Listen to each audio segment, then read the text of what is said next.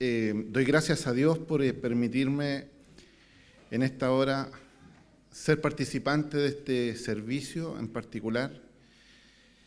Como decía nuestro pastor, es un libro muy hermoso, pero muy tremendo. Y es un privilegio poder, ¿cierto?, haberme introducido en él en estas 2 semanas que han pasado. La verdad que me introduje mucho más profundamente de lo que lo había hecho, porque siempre estamos acostumbrados a leer un libro por partes. Pero Hebreos tiene una complicación y que es un mensaje continuo casi de principio a fin. Por lo tanto, para poder leerlo, debemos leerlo de forma continua. Vamos a leer el Hebreos capítulo 1, versículo 1 al 3 y medio, al 3, la primera parte. No voy a exhortar el texto, por si acaso, porque ese texto, un poquitito más, hasta el verso 4, le va a tocar a nuestro hermano el día miércoles, pero lo vamos a tomar de base para comenzar, ¿cierto?, esta introducción. Y lo haremos en el nombre de nuestro Señor Jesucristo. Amén. Dice, Dios, habiendo hablado hace mucho tiempo, en muchas ocasiones y de muchas maneras a los padres por los profetas, en estos últimos días nos ha hablado por su Hijo, a quien constituyó heredero de todas las cosas, por medio de quien también hizo el universo. Él es el resplandor de su gloria y la expresión exacta de su naturaleza, y sostiene todas las cosas por la palabra de su poder. Nos bendiga el Señor. Así como está, voy a invitarle a orar, a que podamos pedir a Dios de su gracia. Bendito Dios, Padre justo, Señor amado, conociendo que tú eres Dios soberano, Dios eterno, y que, Padre mío, nada escapa delante de tu presencia, doy gracias a Dios en esta hora por estar en este lugar. Porque sin duda alguna, siempre tu palabra es oportuna, siempre tu palabra está en el lugar indicado, en el momento indicado, y hace aquello para lo que fue encomendada. Y ninguna de esas palabras, dice tu palabra misma, cae a tierra, Señor amado, sino que trae su fruto a su tiempo, Señor amado, porque es así tu palabra, jamás se desperdicia ninguna de ellas. Y en esta hora te rogamos que tu gracia sea en cada uno de nosotros, Padre mío, porque también necesitamos gracia para oír. Te rogamos, Señor, esto y te pedimos la asistencia divina de tu Espíritu Santo, y lo hacemos en el nombre de Jesús, tu Hijo, nuestro Señor. Amén. No quiero, como decía nuestro hermano Daniel, no quiero ser menos. Como el hermano Daniel quiere ser como el hermano Tanelo, yo quiero ser como el hermano Daniel, pues quiero citar a Sproul también. Ahí hay varios fanáticos de Sproul aquí. Allá está mi hermano Tanelo, que decía hoy día necesito una inyección de Sproul a la vena. Así que, bueno, vamos a citar a Sproul. Fíjese que este libro es un libro tan hermoso, tan tremendo, que Sproul, ¿cierto?, en alguna ocasión dijo estas palabras: si me echaran a la cárcel en confinamiento solitario y se me permitiera tener solo un libro en mi poder, en mi estancia, obviamente sería la Biblia. Pero si tuviera que elegir solo un libro de ella, para sorpresa de muchos, sería el libro de Hebreos.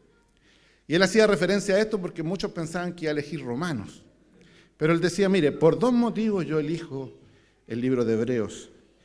Porque primero, es rico en relacionar la actividad redentora de Dios del Antiguo Testamento e integrarlo con la revelación de Dios en el Nuevo Testamento. Y la segunda, y a lo mejor más importante de aquellos motivos, dice, porque el libro nos da el mayor retrato de Cristo que pudiésemos encontrar en cualquier otra parte de la Escritura. La exaltación de Cristo, su obra y su posición cósmica se puede ver en cada página de este maravilloso libro.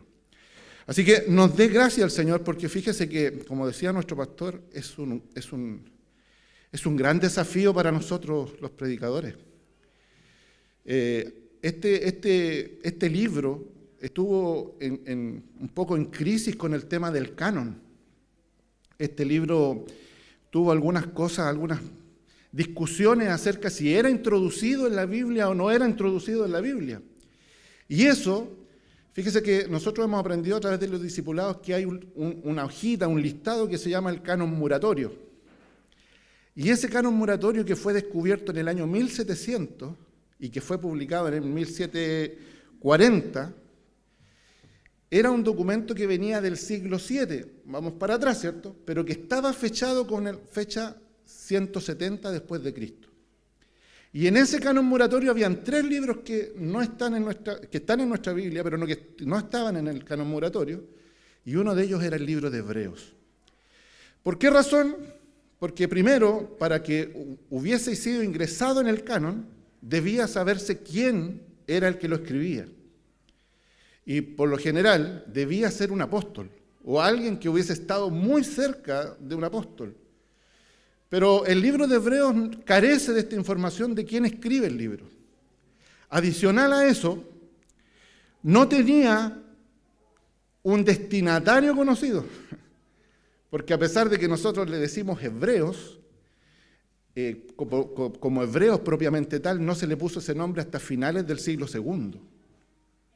Por lo tanto, ¿cierto? Al principio no sabían a quién estaba dirigido. Por lo tanto, no teníamos claro ni en el libro quién era el que escribía ni su destinatario, porque tampoco sabíamos el contexto bajo el cual se escribió el libro de Hebreos, ni tampoco teníamos, ¿cierto?, en la tradición, me refiero a la tradición, ¿cierto?, a los padres de la iglesia que después, con el tiempo, después de los apóstoles, fueron argumentando ciertas cosas, los primeros concilios y todas esas cosas. Tampoco en ello estaba claro este tema de la tradición, ni tampoco hay referencias del libro de Hebreos en otras cartas. Hay por ahí un pasaje en 2 de Pedro que hace mención a que Pablo, ¿cierto?, escribía cosas difíciles de entender y a veces eso hacen mención como que fuera el libro de Hebreos. Pero la verdad es que vamos a llegar a la conclusión que ese libro que aparece ahí no es el libro de Hebreos que estamos conversando. Muchos... entre ellos Sproul y algunos comentaristas del libro de Hebreos dicen que esta, más que una carta, es una homilía. Lo escuché por varios y lo leí en varios. Es una homilía, es como una predicación, una enseñanza antigua que fue escrita de manera tal que pudiese ser compartida, aunque sí podemos, y a lo largo del libro nos vamos a ir dando cuenta, que sí le habla a alguien en particular. ¿Por qué otra razón tuvo problemas con el canon este libro? Porque hay textos que son complicados de entender. Y entre ellos, no sé si mi hermano me pudiese ayudar, capítulo 2, versos 2 y 3, solo los voy a leer, porque ya tendrán su responsabilidad los hermanos predicadores para poder expresarlos. Dice, porque si la palabra hablada por medio de los ángeles resultó ser inmutable y toda transgresión y desobediencia recibió una justa retribución, ¿cómo escaparemos nosotros si descuidamos una salvación tan grande? Entonces, si yo fuera de contexto tomo este pasaje, podríamos llegar a una decisión descabellada de decir que la salvación se pierde. Y no es así. Capítulo 6, versos 4 al 6. Dice, porque en el caso de los que fueron una vez iluminados, que probaron el don celestial y fueron participantes del Espíritu, que gustaron de la buena palabra de Dios y los poderes del siglo venidero, pero después cayeron, es imposible renovarlos otra vez para arrepentimiento, puesto que de nuevo crucifican para sí mismos al Hijo de Dios y lo exponen a la ignominia pública. Si yo lo leo a priori, voy a decir, que yo creí, fui iluminado. Pero si yo me devuelvo, peco, pierdo mi salvación porque no puedo crucificar nuevamente a Cristo para mí. Pero como vamos a ver un poquitito más adelante, no estamos hablando de la pérdida de una salvación, ni estamos hablando de una persona que es salva. porque tenemos que entender que cuando lleguemos a quienes está dirigida la carta y a quienes nombran la carta, nos vamos a dar cuenta de muchas cosas. Capítulo 10, verso 28 al 31. Dice, cualquiera que viola la ley de Moisés muere sin misericordia por el testimonio de 2 o 3 testigos. ¿Cuánto mayor castigo pensáis que merecerá el que ha hollado bajo sus pies al Hijo de Dios y ha tenido por inmunda la sangre del pacto por la cual fue santificado? Voy a hacer una subrayada ahí en santificado. ¿Y ha ultrajado el Espíritu de la gracia? Siga nomás. Pues conocemos al que dijo, mía es la venganza, yo pagaré, y otra vez el Señor juzgará a su pueblo. Entonces muchas veces, y este libro por eso estuvo en este tema del canon, porque estos pasajes difíciles de entender debían ser minuciosamente desarrollados para poder lograr desentrañar lo que el autor quiso decir inspirado en el Espíritu Santo. Y ese subrayado que les dije yo, santificado, no siempre, y esto como un spoiler de los hermanos para adelante, no siempre los que están congregándose en un lugar y son santificados, quiere decir que son salvos. Y déjeme explicarle esto. ¿Se acuerda usted Pablo en un pasaje cuando habla acerca del matrimonio y habla de las mujeres cuyos maridos no son convertidos? ¿Se acuerda de esto, no? Y dice que no lo abandone porque ella santifica a su marido, ¿cierto?, en la relación matrimonial que tiene con él. Y ese marido, a través de esta mujer cristiana, es santificado. Ahora le hago una pregunta. ¿Ese marido santificado por la palabra de Dios es convertido? ¿Se da cuenta? Muchas veces confundimos las cosas, por lo tanto hay que tener detalle y el Señor nos dé gracia a nosotros los predicadores para poder expresarle la palabra de una manera clara. Nos ayude el Señor. ¿Quién es su autor? Martín Lutero decía que era Apolos de Alejandría. ¿Se acuerda de Apolo o no? El que fue instruido por Priscila y Aquila. Este Apolos de Alejandría, Martín Lutero decía que este era el posible autor de Hebreos. Sin embargo, Clemente, que también era de Alejandría en el año 200 después de Cristo, nunca lo menciona, y eran coterráneos.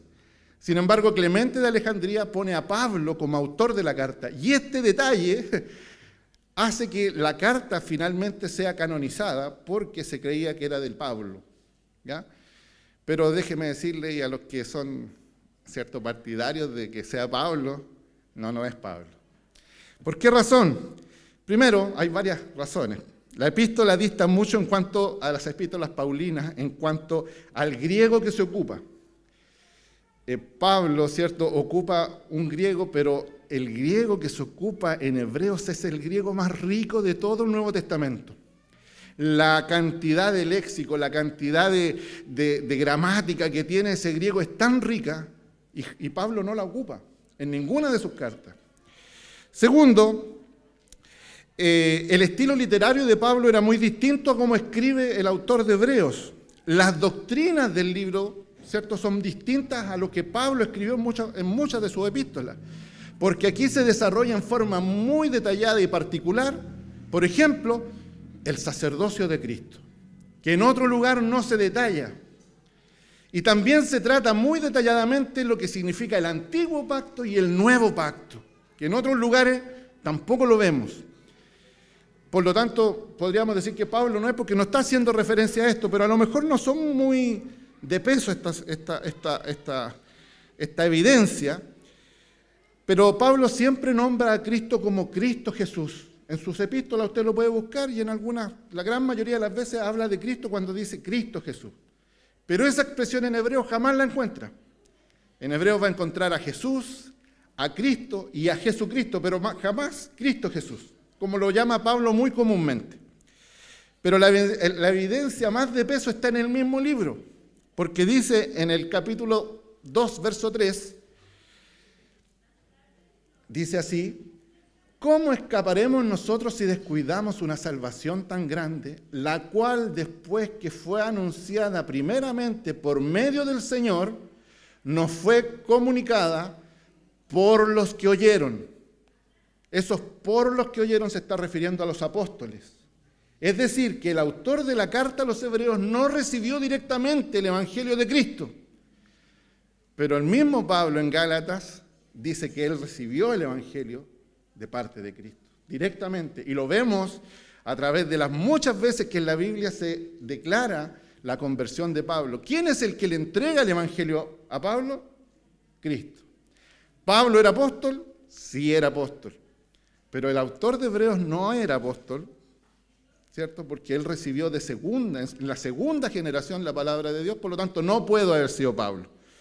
Tertuliano, en el año 225, dice que Bernabé, José de Chipre, pudo haber escrito la carta, pero la verdad es que lo dejaron con los 2 tickets, lo dejaron en visto porque nadie apoyó esa moción. Otros dicen que fue Priscila, pero en algo un poco técnico, ¿cierto? En el idioma original, en el verso 11:32, el autor ocupa un sufijo masculino para referirse a él mismo, por lo tanto no pudo haber sido Priscila. Por último, Orígenes, que es el que está más cerca, dice que cuando se le preguntó acerca de quién escribió la epístola, él dijo, lo cierto es que solo Dios lo sabe. Nos ayuda el Señor. Pero déjeme decirle que en esta noche lo más probable, ¿cierto?, es que, bueno, hay otras posturas también, lo más probable es que el escritor de Hebreos haya sido un personaje que haya estado muy cercano a Pablo, muy cerca al círculo de Pablo. ¿Por qué razón? En el verso 13-23 se hace una aclaración acerca de Timoteo, que está puesto en libertad. Por lo tanto, es una persona que está cerca de Timoteo, y Timoteo sabemos que era el hijo amado de Pablo, pero no se explica quién es Timoteo, ni por qué razón estaba preso, ni por qué está libre, sino que se entiende de que el escritor y los que escuchan conocen quién es Timoteo, ¿cierto? Por otro lado, ¿cierto? Hay unos que postulan que podría haber sido Lucas por su forma de escribir, porque ocupa un lenguaje muy rico, muy hermoso, pero tenemos un problema, que a lo mejor el autor, lo más probable es que haya sido hebreo, y Lucas no era hebreo, y ahí estamos topando. Entonces nos quedamos con Orígenes diciendo que lo cierto es que solo Dios lo sabe. Lo que sí sabemos es que independiente de cuál fue el autor secundario de Hebreos, el autor principal de la carta es el Espíritu Santo. Amén. Nos bendiga el Señor. ¿En qué fecha aproximadamente se escribió la carta? Bueno, Clemente de Roma en el año 95 hace una referencia a la carta. O sea, ya se estaba citando la carta. Por lo tanto, del año 95 hacia abajo la podríamos fechar. Pero aún más, Hebreos 10, 1 al 3, Hebreos 10, 11 y Hebreos 8, 13, hablan de los sacrificios que se hacían en el templo, pero habla de ellos en términos presentes. Porque los sacerdotes están día tras día parados, ¿cierto?, ofreciendo sacrificios. Está hablando que eso se está haciendo constantemente.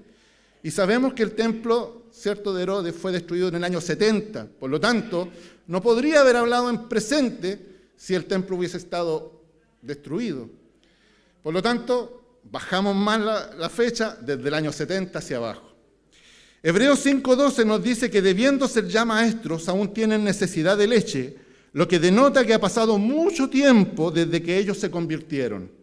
Hebreos 10:32 al 34 nos habla de una persecución que fue hace mucho tiempo ya y que podrían haber sido años o quizás décadas. Entonces podríamos fechar probablemente que la carta fue escrita entre el año 60 y el año 70. El lugar también está un poco muy en duda, porque cuando sabemos que, ¿cierto?, hay una carta que escribió Pablo, la escribió desde esta ciudad y se la escribió a los de acá, ¿cierto? Sabemos eso, ¿no? A los Efesios, creo, si es que no me equivoco, le escribió desde Corinto, ¿no? Ya. Pero aquí, en el 10:32, dice que pasaron padecimientos, fueron espectáculo público en oprobio y en aflicciones, fueron prisioneros y además fueron despojados de sus bienes. Sin embargo, en Hebreos 12:4 dice, no habéis padecido hasta el punto de derramar sangre. Y ahí inmediatamente sacamos a Jerusalén, no estaban en Jerusalén, ni tampoco estaban en Roma, porque sabemos que en el año 64 eran espectáculo público, sí, pero eran comidos por leones, eran crucificados, eran ¿Usted me entiende? Por lo tanto, habían derramado sangre y el verso 12:4 nos dice que todavía no derramaban sangre por la persecución. Hebreos 13:24 nos dice, los de Italia te saludan. Pero eso es súper ambiguo, porque si yo estoy parado en Italia y le escribo a alguien en otro lugar, le digo, los de Italia te saludan. Pero a lo mejor puedo estar en cualquier parte del mundo y los que escaparon de Italia pueden estar conmigo y yo estoy escribiendo a otro lugar y digo, los de Italia. Entonces, tampoco podemos tener la certeza de qué lugar es el que se ocupa. Sin embargo, dentro de la audiencia del libro de los Hebreos, tampoco conocemos con certeza quiénes son los destinatarios. Lo que sí es seguro es que eran personas muy, pero muy conocedoras del Antiguo Testamento. Y no solamente del Antiguo Testamento en hebreo, sino que principalmente la Septuaginta. La Septuaginta es el Antiguo Testamento, pero escrito en griego, ¿cierto? Que se escribió con 70 varones, ¿cierto? Que fueron traídos de Jerusalén a Alejandría, y en Alejandría escriben esto en el tiempo de Alejandro Magno, ¿cierto? Alejandro Magno hace que el Antiguo Testamento se escriba en griego. Pero ese griego, esa Septuaginta en estricto rigor, no es la palabra inspirada, porque la palabra inspirada es la original, ¿cierto? Todos sabemos eso. Por lo tanto, podemos encontrarnos con alguna dificultad cuando el autor de Hebreos cita el Antiguo Testamento, lo hace en la Septuaginta. Y si usted busca ese mismo texto en su Biblia, a lo mejor tenemos diferencias de palabras. Entonces, ¿cómo podemos entender que está escrito aquí y esa es la diferencia? Que la Biblia que usted tiene aquí viene del hebreo y la otra viene de la Septuaginta, del griego. Por lo tanto, los términos pueden haberse cambiado un poco, la idea no, pero los términos pueden haber las mismas palabras, puede que no sean las mismas. Así que nos ayude el Señor en esto. Como les dije yo, el nombre fue puesto en el siglo II, finales del siglo II. Pero sí lo que sabemos es que el libro, y aquí tenemos que tomar una principal importancia en tomar atención a esto. ¿A quién está escrito el libro? Y 10:32 y 34 y el 12:4, como yo ya recién les dije, son judíos, cristianos, que estaban escapando de una persecución o que habían ya escapado hace tiempo de una persecución y estaban en un lugar.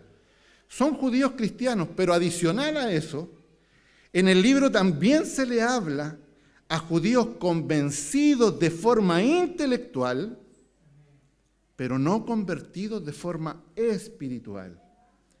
Por lo tanto, y esto tenemos que ir haciendo una aplicación a lo mejor un poco inmediata, aunque toda palabra debe llegar a una aplicación, pero nosotros aquí en la iglesia, y aunque quisiésemos que todos fuésemos cristianos aquí, convertidos 100%, a lo mejor hay alguno que aquí solamente esté convencido de que viniendo a la iglesia está haciendo lo correcto y que el Señor nos pilla haciendo así. Pero la verdad es que el verdadero cristiano no es el que está aquí en la iglesia. El verdadero cristiano es el que se desarrolla en su vida natural como un verdadero hijo de Dios. Por lo tanto, cuando estamos viendo un pueblo que está siendo perseguido, ¿cierto? Puede venir el desánimo. Está la pandemia, nuestro pastor nos hablaba que la asistencia ha menguado. Y a lo mejor llega este desánimo. Es algo muy similar, pero 10, 20 veces más pequeño que lo que estaban sufriendo estas personas, porque ellos estaban siendo perseguidos, sus bienes estaban siendo quitados, estaban siendo, ¿cierto?, encarcelados, estaban en prisiones.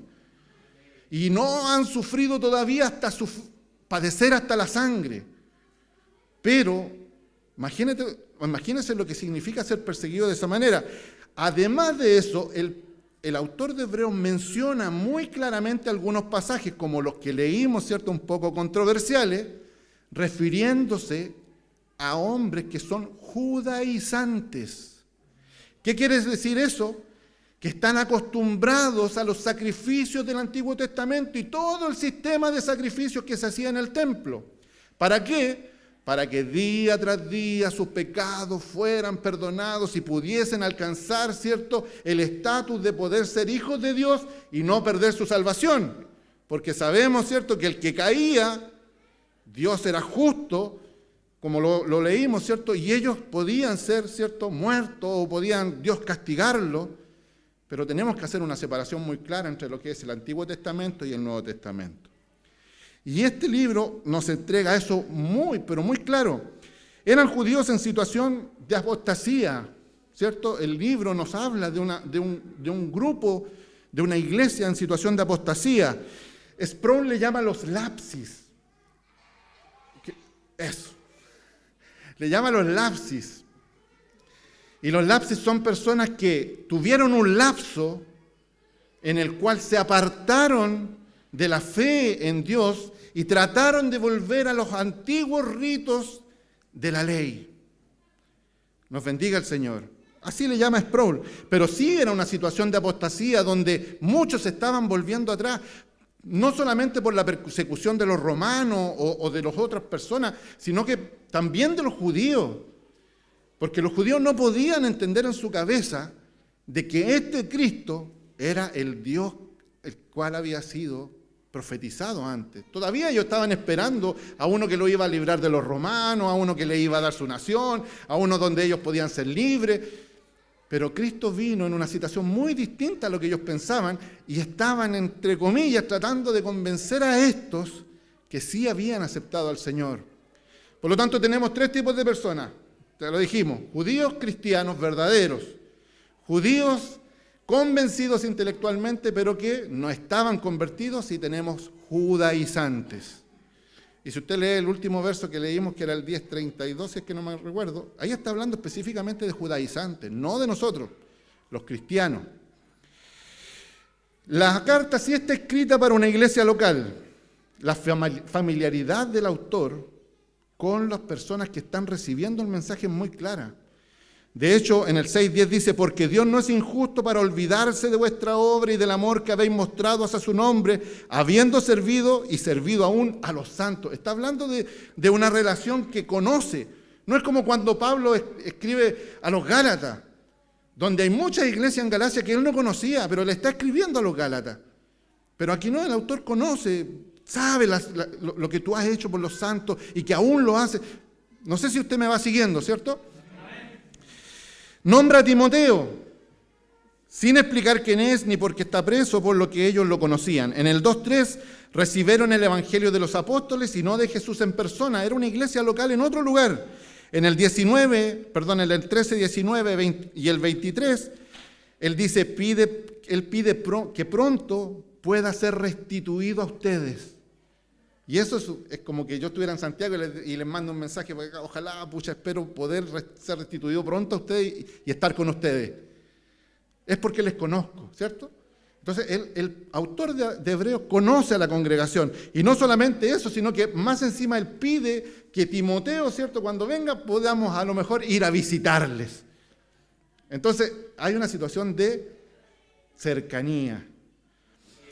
La iglesia, como les dije, estaba en crisis. 10:32, ya que a pesar de haber padecido por causa de Jesucristo, se estaban volviendo atrás. 5:11, ahora se han hecho tardos para oír. 6:12, se han vuelto perezosos y no imitadores de los que han de heredar las promesas. 12:3 y el 12, por lo que el autor debe alentar varias veces, ya que tienen necesidad de leche y no de alimento sólido. El autor está animando. 13:9, y tienen una clara posibilidad de dejarse llevar por ideas y enseñanzas falsas. Han dejado de creer en sus líderes. ¿Se acuerdan lo que hablaba nuestro pastor recién aquí? Han dejado de creer en sus líderes, de eso lo dice en el 13:17.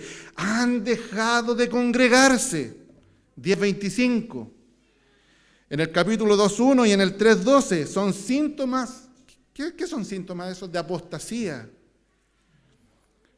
Que es la apostasía, fíjese que es súper contagiosa.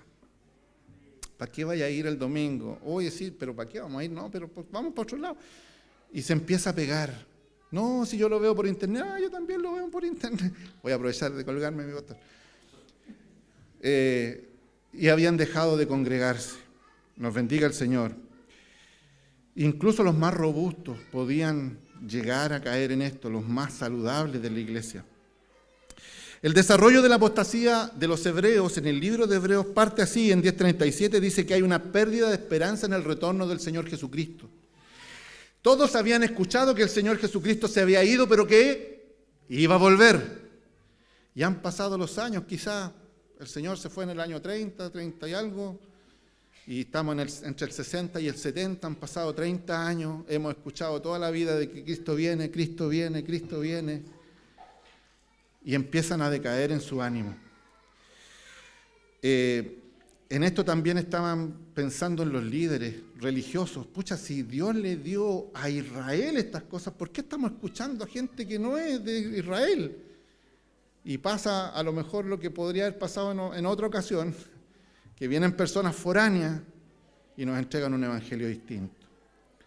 Pero aquí hay que tener claro que ellos estaban perdiendo un poco la esperanza en que el Señor todavía no venía. ¿Y qué pasa con el Señor? Porque ellos, de hecho, Pablo está en una situación cuando él predica de que el Señor viene ahora, antes que él se muera. Él muchas veces lo dice, es inminente, esto va a pasar. Y su oración es constante. Entonces, ellos estaban esperanzados de que esto iba a suceder antes que ellos muriesen. La creciente lejanía de los hechos del Evangelio se iban alejando de las cosas que habían ocurrido en Israel, de los milagros, de todas las cosas, el partimiento del pan, de todo lo que sucedía, ¿cierto?, en el libro de Mateo, Marcos, Lucas, Juan. Todo eso cada vez era más lejano. Añoraban una religión ceremonial como la del tabernáculo. Imagínense, pucha, no quiero que se sienta mal, pero oiga, ¿qué es este lugar comparado, por ejemplo, y estoy quedando bajo, así como entrar al Congreso Nacional, porque el templo de Jerusalén era una cosa pero espectacular. Las vestiduras de los sacerdotes eran, no sé, pues, compararlo con otros, a lo mejor como ir al Vaticano. Oiga, yo miraba a Leliu que de repente hace sus videos en los museos y mira para arriba y ve las pinturas y los detalles. Y ellos estaban acostumbrados a eso y ahora de un día para otro, reuniéndose en las casas, orando, sentados en el suelo, se da cuenta el cambio drástico y ellos anhelaban estas cosas. También había una encrucijada entre el judaísmo y el cristianismo. Al principio nosotros vemos que cuando Pablo, ¿cierto?, llega en su tercer viaje misionero, ¿se acuerda cuando es tomado preso? ¿Dónde él se dirige primero? Al templo. Entonces no había una separación entre cristianos y judíos. Los cristianos iban al templo, oraban en el templo y ellos estaban acostumbrados a esto. Pero en este libro queda claro que hay ahora ya una división evidente entre lo que es el cristianismo y lo que es el judaísmo. Y ellos tienen que tomar una decisión. ¿Sigo el judaísmo, vuelvo atrás a los rudimentos de la ley, o sigo a Cristo? Nos bendiga el Señor. Hay una vinculación emocional con el judaísmo, porque eran judíos, ¿cierto? Lo más probable es que la gran mayoría hubiesen sido judíos. Hay también gentiles, por si acaso. Ese es el cuarto personaje dentro del libro, aunque no se menciona en forma explícita, los gentiles. Y esto también era un detractor para ellos, porque eran judíos, la ley había venido por ellos, de ellos eran las promesas, de ellos eran los patriarcas, de ellos era la ley, de ellos eran todas las cosas. Y ahora otros que no son judíos están recibiendo las mismas bendiciones. Chuta, y eso a lo mejor para el que no está cimentado empieza a ser mella, como una pequeña carie que empieza a agrandarse hasta cuando ya no hay más y tiene que extirparse. Nos bendiga el Señor. Y por último, la persecución. ¿A quién le gusta ser perseguido? Ojalá que nosotros siempre estuviésemos aquí sentaditos y que nadie nos molestara. Pero hermanos, estamos en un lugar que no es nuestro hogar, no es nuestra patria. Y el libro de Hebreos en algún lugar dice, y si estos hubiesen querido, ¿cierto?, volver a su patria, cierto tiempo tenían para devolverse. Hermanos, nosotros estamos en un mundo que no es nuestra nación, nuestra nacionalidad no es de este mundo. Está en los cielos. En el Señor, nuestra patria es otra, y ellos estaban siendo perseguidos, y a lo mejor no lo tenían claro.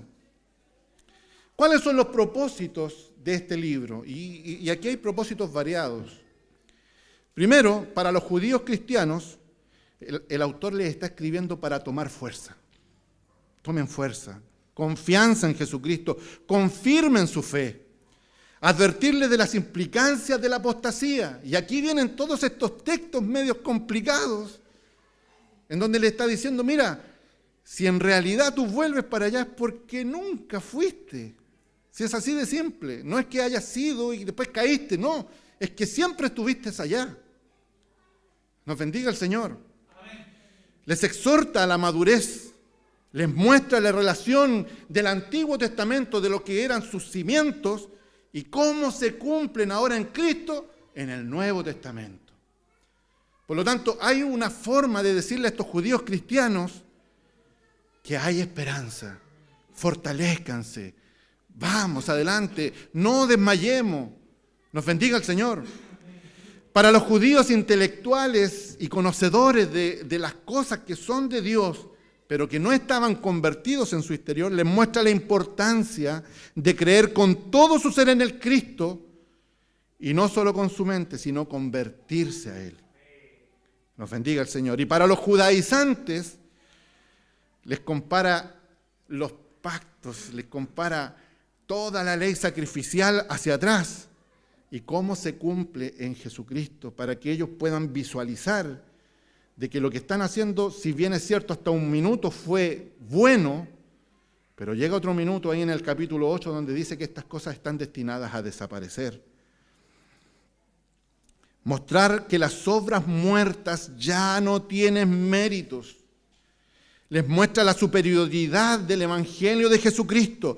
Les muestra el contraste entre la espiritualidad del antiguo pacto y la del nuevo pacto. ¿Qué es lo que esto apuntaba y dónde es que se materializa? Todas estas son sombras y aquí está la sustancia. Por lo tanto, dentro de todo esto le hace advertencias solemnes. Y esas advertencias solemnes, ¿cierto? Ya hemos leído algunas, capítulo 2, verso 1 al 3, el peligro de descuidar el mensaje de Cristo. Y dentro, vamos a verlo después dentro de la estructura del libro, no es como, por ejemplo, cuando nos tomamos con Efesios. Efesios tiene 3 capítulos que son doctrinales y 3 capítulos que son exhortativos, prácticos. Gálatas tiene 2 capítulos que el apóstol muestra su defensa ante los judíos, después les muestra 2 capítulos más que es también la doctrina, después les muestra 2 capítulos más donde está la exhortación, la aplicación de todo lo que han aprendido. Pero en Hebreos está todo junto, está todo entremezclado y sí podríamos separarlos, y de hecho yo lo hago de una manera personal. Hay algunos que lo exponen de una manera, otros de otra, pero yo hice como un híbrido y dije, yo lo veo de esta manera. Y de verdad lo hice en forma personal. Por tanto, debemos prestar mucha más atención, es una advertencia, ¿cierto? Le está hablando de que en el capítulo 1, mire, fíjese lo que dice el capítulo 1. Dice, el Hijo superior a los ángeles, ¿cierto? Porque este Cristo es superior a todas las cosas celestiales. Y les muestra, ¿cierto?, diferentes pasajes a través del Antiguo Testamento. Y luego llega al capítulo 2, dice, por tanto debemos prestar mucha mayor atención a lo que hemos oído, no sea que nos desviemos. Y esta palabra desviemos, me gusta mucho la explicación que da un autor, porque dice, es como el barco a la deriva. Es como que usted, mi hermano Jovino me decía delante, ¿sabe pescar? Allá está escondido. ¿Sabe pescar? Me dijo. No, yo no sé nada de pesca. Y él me dio un consejo muy bueno. Y me dijo, tire la red a la derecha. Y tirar la red a la derecha significa tirarla al lado de Cristo, porque Cristo está sentado a la diestra de Dios. Tire la red a la derecha, me dijo. Entonces hay una situación de pesca. Y el desviarse aquí, el resbalarse, no está hablando de que usted se va a caer, está hablando de algo mucho más sutil. Está hablando de que cuando usted va a pescar en un bote, cuando usted pesca, aunque no sé de pesca, pero yo sé más o menos que de repente, ¿qué es lo que usted primero hace cuando va a pescar en un bote? Lo primero que hace es tirar el ancla. para no irse a la deriva. Pero aquí está hablando de que tengamos mucho más cuidado, tiremos el ancla, no sea que vayamos a cualquier parte y cuando miremos atrás no sepamos ni siquiera dónde estamos parados. A eso es lo que se refiere el verso, otro spoiler. Verso 3. Capítulo 3, versos 12 al 14, el peligro de no entrar en el reposo de Cristo. Tened cuidado, hermanos, no sea que alguno de vosotros haya un corazón malo de incredulidad para apartarse del Dios vivo. Antes exhortaos los unos a los otros cada día, mientras todavía se dice hoy. No sea que alguno de vosotros endurecido por el engaño del pecado, porque somos hechos participantes de Cristo. Si es que retenemos el principio de nuestra seguridad, firmes hasta el fin. ¿Se da cuenta que le está dando advertencias? El libro se desarrolla en una parte doctrinal, varias partes doctrinales, pero en medio de esas partes doctrinales hay advertencias y también hay exhortaciones. Fíjese usted que nosotros cuando caminamos, y en esto tenemos que hacer un autoanálisis, caminamos. Y nuestro caminar debería ser por gratitud a todo lo que Cristo hizo por nosotros. Pero muchas veces caminamos por temor. Y tiene que ser una realidad en nosotros. Muchas veces caminamos por temor. Si yo le dijera que usted puede ir por una carretera que no tiene límite de velocidad, ¿a cuánto iría? ¿Iría a 500 kilómetros por hora? No, usted se frenaría por temor a que el auto a lo mejor se desbarranque. Y a veces nosotros caminamos con ese temor, no sea cosa que yo me resbale, no sea cosa que yo peque, no sea cosa que... Y sabe que aunque ese temor no debería estar en nosotros, porque tenemos que tener una seguridad en Cristo, también es buena. Cuando usted llega a una esquina, si usted pasa con toda la confianza del mundo, a lo mejor choca. Pero si hay un discopare, usted toma la precaución necesaria. Porque una cosa es el aliento para caminar hacia adelante y la otra es la advertencia para no retroceder, que es distinto. Por lo tanto, siempre mirando hacia allá, podemos tener el aliento y la advertencia de no volver. Nos bendiga el Señor. ¿Por qué? Porque en el capítulo 7 de Mateo habla bien acerca de los árboles. ¿Cuál es el fruto que deben llevar? Un buen árbol no puede dar frutos malos. Un mal árbol no puede dar frutos buenos. Entonces, por sus frutos los conoceréis. Pero aún estamos en este cuerpo, en un vaso de barro, para que la gloria no sea nuestra, sino de quien sí se la merece. Nos bendiga el Señor. En el 4:1-3 dice, por tanto, hermanos, no sea que permaneciendo aún la promesa de entrar en su reposo. Está hablando acerca de Josué, ¿cierto? Que los sacó del desierto y los metió en el reposo de la tierra prometida. Alguno de vosotros parezca no haberlo alcanzado. Haciendo alusión, ¿cierto?, a las cosas celestiales. Porque en verdad a nosotros se nos ha anunciado la buena nueva, como también a ellos. Pero la palabra que ellos oyeron no les aprovechó por no ir acompañada de la fe en los que la oyeron. Porque los que hemos creído entraremos en ese reposo. ¿Se da cuenta que hay un aliento, pero también una advertencia? Nos bendiga el Señor. 5:11-14, la falta de madurez espiritual. Acerca de esto tenemos mucho que decir y es difícil de explicar, puesto que os habéis hecho tardos para oír. Pues aunque ya deberíais ser maestros, otra vez tenéis necesidad de que alguien os enseñe los principios elementales de los oráculos de Dios. Y habéis llegado a tener necesidad de leche y no de alimento sólido, porque todo aquel que toma solo leche no está acostumbrado a la palabra de justicia porque es niño.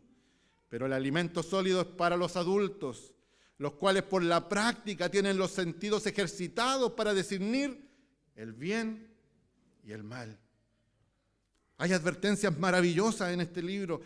Y fíjese, no lo tome usted porque la generalidad de los hermanos cuando llegan a Hebreos y se ven con estas advertencias, dicen, chuta, y se ven a sí mismos y se tiran al suelo, y chuta, que estoy mal. No, el autor está haciéndolo una advertencia con amor para que usted entienda de que aunque están esas advertencias, tenemos una esperanza mucho mejor. Peligro de la apostasía en el 6:4 al 6, porque en el caso de los que fueron una vez iluminados, que probaron el don celestial, ya lo habíamos leído, y fueron hechos participantes del Espíritu Santo, que gustaron la buena palabra de Dios y los poderes del siglo venidero, pero después cayeron, es imposible renovarlos otra vez para el arrepentimiento. Yo le pregunto a usted, cuando Cristo estuvo en medio del pueblo de Israel, ¿acaso ellos no desgustaron de las cosas celestiales con Él? ¿Acaso no desgustaron de la palabra de Dios fiel para ellos? Y aunque estaban allí muchos con ellos, aún dentro de los 12, hubo uno que se perdió, porque en su corazón no había creído. ¡Wow! Se me terminó el tiempo. 10, 28, 29, el peligro de despreciar el sacrificio. 12, 25, el peligro de no proseguir en la fe. Por lo tanto, todas estas cosas nos hacen preguntarnos cosas a nosotros mismos, y el texto nos lleva a preguntarnos cosas. ¿Eres creyente? ¿Eres realmente creyente? ¿Tu fe está fielmente depositada en Jesucristo como Señor y Salvador? ¿Es consecuente de nuestro comportamiento en el Evangelio que profesamos creer? ¿Está puesta nuestra fe en la salvación solo en Cristo? ¿O parte en Él y parte en un ritual, un sacramento o en el hecho de venir a la iglesia? ¿Es Jesús el único mediador entre Dios y nosotros o estamos descansando en otro mediador? No, es que mi pastor me dijo, no, es que el hermano dijo. Cristo es solo nuestro mediador. ¿Estamos permitiendo nuestro trasfondo de cultura, las cosas que están sucediendo, que nos afecten como cristianos para cambiar nuestro comportamiento? ¿Creemos verdaderamente en el Jesús Mesías Rey que ha de volver? ¿Estamos llevando nuestra cruz y soportando el oprobio? ¿O nos estamos adaptando a este mundo? ¿Cuál es el énfasis principal? Y aquí es donde quiero llegar. ¿Cuál es el énfasis principal del libro? La superioridad de Cristo en todas sus áreas. David Burt dice, Hebreos desarrolla un solo tema, la superioridad de Jesucristo y las implicaciones de su superioridad en nuestras vidas. De principio a fin el énfasis es el mismo. Jesús es el mejor, Jesús es superior. Y el esquema del libro, ¿cierto? Hay una introducción maravillosa en los primeros 4 versículos. Nos muestra después la superioridad de Cristo Jesús sobre los ángeles, del 1 al 2:18. Del 3:1 al 4:13 nos muestra la superioridad de Jesús sobre Moisés y sobre Josué. Del 4:14 al 7:28 nos muestra la superioridad de Jesús sobre Aarón y los sacerdotes levíticos. Del 8:1 al 10:39 nos muestra la superioridad de Jesús sobre el tabernáculo y el sistema de sacrificios del antiguo pacto. En el capítulo 11 y 12 muestra la superioridad de Jesús sobre todos los modelos de fe. Y las exhortaciones finales en el capítulo 13, donde el autor invita a los lectores de esta carta a no desfallecer y poner su mirada en Cristo. Jesús es superior. Disculpe que me extienda, pero tengo que desarrollarlo así.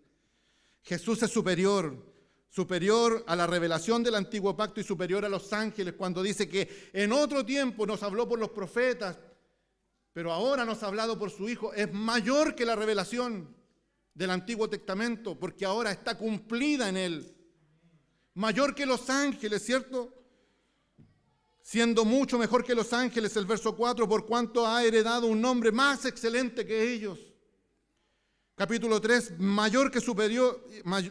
superior a Moisés. Por tanto, hermanos santos, participantes del llamamiento celestial, considerar a Jesús, el apóstol y sumo sacerdote de nuestra fe, el cual fue fiel al que lo designó, como también lo fue Moisés en toda la casa de Dios, porque él ha sido considerado digno de más gloria que Moisés. Así como el constructor de la casa tiene más honra que la casa misma, porque toda la casa es hecha por alguno, pero el que hace todas las cosas es Dios, y Moisés fue fiel en toda la casa de Dios como siervo. Pero Cristo es el Hijo, dueño de la casa. Por lo tanto, es superior. Y esto es importantísimo para los judíos, porque ellos descansaban en Moisés.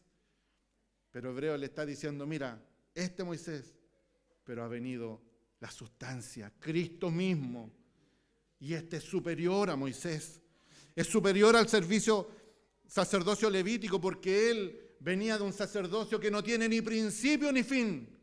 Los sacerdotes eran muchos y debían estar día tras día hasta ese minuto que se escribe la carta entregando sangre de machos, cabríos, ¿cierto? Para poder primero que Dios perdonara sus pecados y después los del pueblo. Pero Cristo vino como sacerdote una sola vez y para siempre. Nos bendiga el Señor. Por lo tanto, Jesús es el sacerdote perfecto. Es mayor y superior que Melquisedec. Mire, dice, por eso Jesús ha venido a ser fiador de un mejor pacto. Los sacerdotes anteriores eran más numerosos porque la muerte les impedía continuar. Pero Él conserva su sacerdocio inmutable, puesto que permanece para siempre, por lo cual Él también es poderoso para salvar para siempre,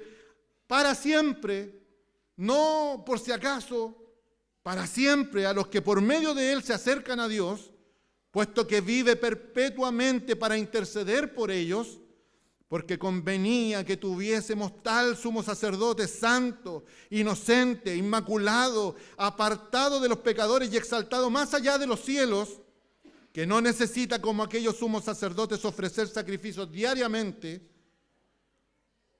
primero por sus propios pecados y después por los pecados del pueblo, porque esto lo hizo una vez y para siempre, cuando se ofreció a sí mismo, porque la ley designa como sumos sacerdotes a los hombres débiles, pero la palabra del juramento que vino después de la ley designa al Hijo, hecho perfecto para siempre. Nos bendiga el Señor. Es superior a los mediadores del antiguo pacto. Es superior a los sacrificios porque Él fue el sacrificio perfecto. Él fue el cordero inmolado que fue derramado en esa cruz. Y a través de ese sacrificio perfecto, esa sangre maravillosa, que habla mucho mejor que la de Abel y es mayor que la de los machos cabríos y los toros. Por esa sangre hemos venido a tener salvación segura en Cristo Jesús. Nos bendiga el Señor. Cristo quita el pecado. Y ciertamente todo sacerdote está de pie día tras día ministrando y ofreciendo muchas veces los mismos sacrificios que nunca pueden quitar los pecados, pero Él, habiendo ofrecido un solo sacrificio por los pecados para siempre, ahora se sienta a la diestra de Dios. Ya no hay más sacrificio que hacer, porque en Él está todo consumado. Nos bendiga el Señor. Cristo es mejor, es nuestra mejor esperanza, 7:19, es nuestro mejor pacto en el 8:6. Las mejores promesas están en Cristo en el 8:6. Es el mejor sacrificio según el 9:23. Es la esperanza eterna en el 10:34. En Él tenemos una mejor patria en el 11:16. Mejor resurrección en el 11:35. Mejor palabra en el 12:24. Y es la mejor sangre en el 12:24. Quisiera invitarles, para terminar, leerles un par de textos. Dice el capítulo 12. Y esto para que no crea que nosotros los predicadores nos sentimos grandes por estar aquí. Supiera cómo se nos aprieta la guatita cuando subimos a este lugar.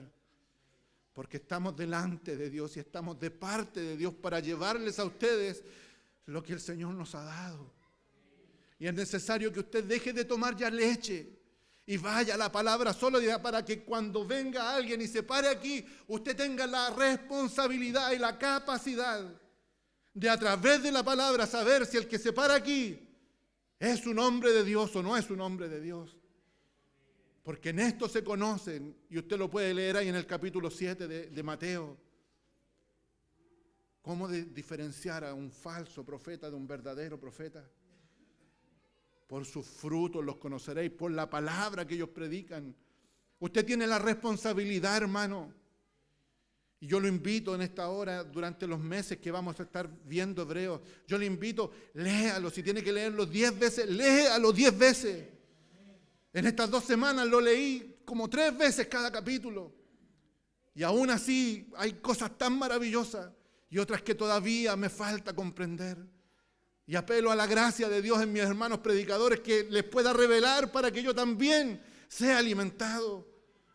Pero es necesario que con más diligencia nos presentemos delante del Señor, que busquemos estas cosas. Mire lo que dice el verso 12, después de mostrar un capítulo 11 maravilloso, una oda a la fe.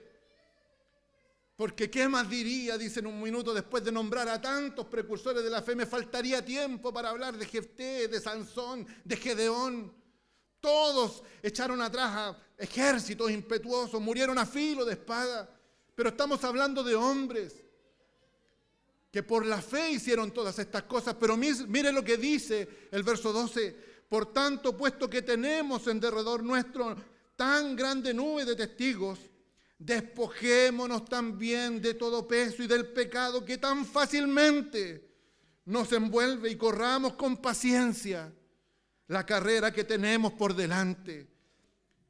Puesto los ojos en Jesús, el autor y consumador de la fe que usted y yo tenemos. No es suya, hermano. No es suya. Y ¿sabe qué? Muchas veces nos paramos con tanto temor aquí. Porque entendemos que si una vez nos ha ocupado el Señor, a veces creemos que siempre va a ser de la misma manera. Pero es la necesidad que usted tenga de la palabra. Porque la palabra aquí sale todos los días. Cada vez que alguien se para aquí, la palabra está ahí, fiel. Pero usted tiene la responsabilidad no de cerrar su Biblia y llegar a su casa y esperar la próxima reunión. Tiene la responsabilidad de llegar, leerla, saber que lo que se dijo de este lugar es correcto. Orar, Señor, dime si esto es así, busque la palabra. Vaya la referencia, el libro de Hebreos habla del Antiguo Testamento, del sacrificio levítico. Qué importante es poder entender todas estas cosas leyendo Levítico, leyendo Éxodo, leyendo los Salmos. Hay 36 referencias al Antiguo Testamento en el libro de Hebreos.